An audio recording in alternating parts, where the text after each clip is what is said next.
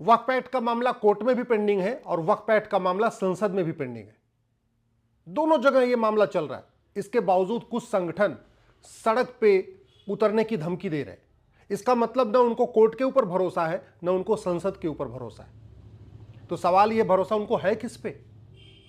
भारत न बाइबल से चलेगा न कुरान से, भारत चलेगा संविधान से। और संविधान दो शब्दों से मिलकर बना है, संविधान, यानी एक देश एक विधान। जो विधान होगा सबके लिए एक समान होगा। मजहब के आधार पर एक नियम कानून अब नहीं चलेगा। मजहब के आधार पर विभाजन हो चुका है। अब एक भी नियम कानून मजहब के आधार पर यह भारत बर्दाश्त नहीं करेगा। पहली बात तो जो लोग वक्फ के समर्थन में उतरे, मैं उनसे पूछ रहा हूं, भारत के संविधान में वक्फ शब्द कहां लिखा बताइए जरा। एक बार मुझे लिखाइए कि भारत के संविधान में वक्फ है कहां पे? वक्फ नाम का शब्द ही नहीं है भारत के संविधान में। फिर वक्फ आप लोग क्यों रट लगाए पड़े हैं?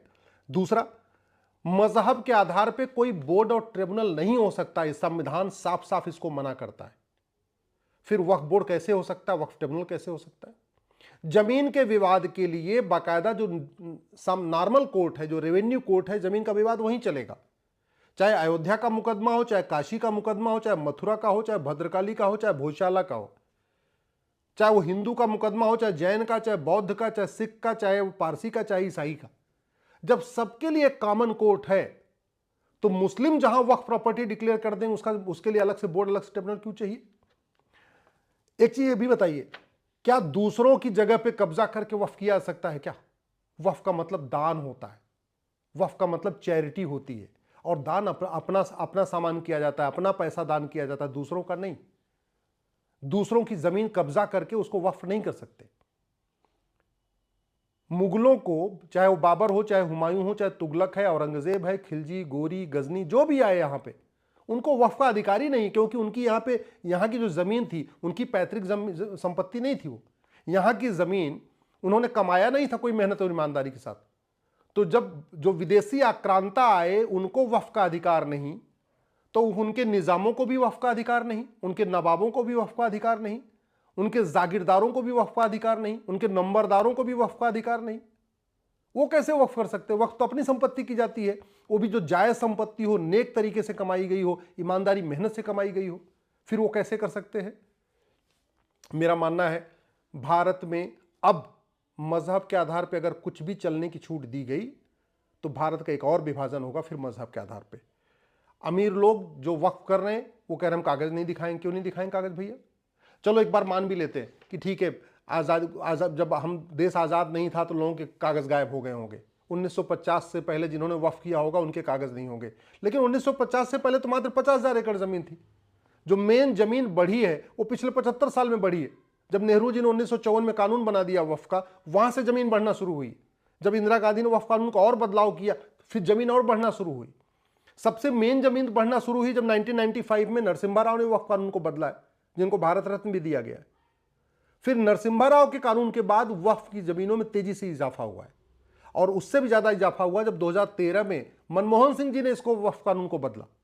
जो पाकिस्तान से अपना मकान, दुकान, खेत खलिहान छोड़ के भाग के आए थे, उन्होंने जब इस कानून को बदला है, तब जाके वक्फ की प्रॉपर्टी में और ज्यादा इजाफा हो गया। तो अगर आपने वक्फ किया है आजादी के बाद, 1950 के बाद, तो फिर कागज दिखाने में क्या दिक्कत है? गरीब आदमी वक्फ करता नहीं, उसके पास इतनी जमीन नहीं, और अमीर जो काम करता है उसके पास उसका कागज होता है, फिर उसको दिखाने में क्या दिक्कत है? एक बात और, वक्फ इस्लामिक कस्टम है।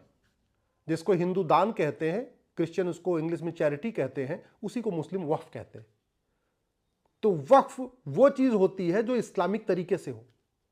मजार तो वक्फ प्रॉपर्टी हो ही नहीं सकती, क्योंकि मजार बनाना, मजार पे जाना इस्लाम में हराम है। दरगाह वक्फ प्रॉपर्टी हो ही नहीं सकती, क्योंकि दरगाह बनाना, दरगाह पे जाना हराम है। पक्का कब्रिस्तान वक्फ प्रॉपर्टी हो ही नहीं सकती, क्योंकि पक्का कब्रिस्तान बनाना, पक्के कब्रिस्तान में जाना भी हराम है।